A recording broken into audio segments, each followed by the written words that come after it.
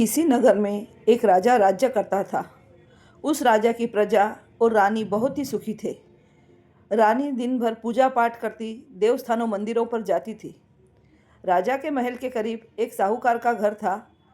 साहूकारनी और राजा की रानी दोनों बहुत ही पक्की सहेलियां थीं।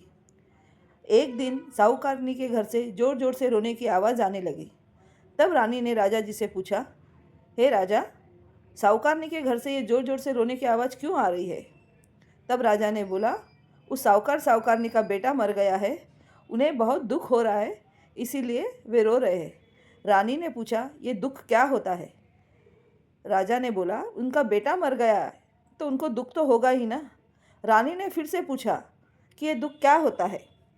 तब राजा बोला गुस्से से, तुम भी अपने बेटे को मार दो, तब तुम्हें पता चलेगा कि दुख क्या होता है। और राजा वहाँ से चला गया।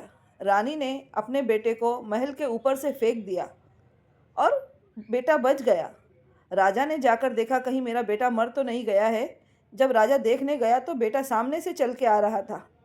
यह देखकर राजा प्रसन्न तो हुआ, पर रानी का सवाल वहीं का वहीं रह गया।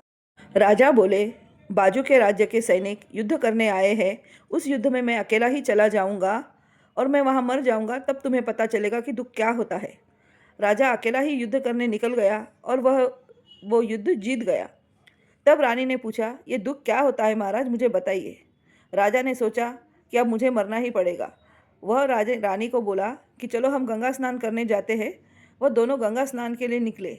राजा ने सोचा, गंगा जी में जाकर मैं डूब जाऊंगा और मैं मर जाऊंगा, तब रानी को दुख का पता चलेगा।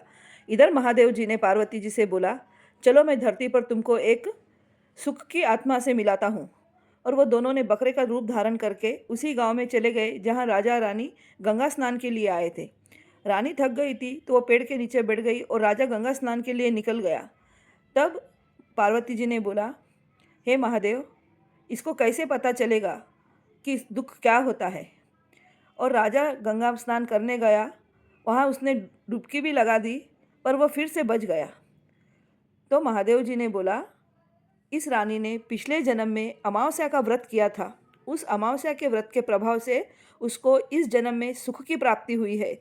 जब वो मनुष्य की ज़बान बोलने लगे, तब रानी उसी पेड़ के नीचे बैठे बैठे सब सुन रही थी। जब राजा आए, तब रानी ने राजा को सारी बात बताई।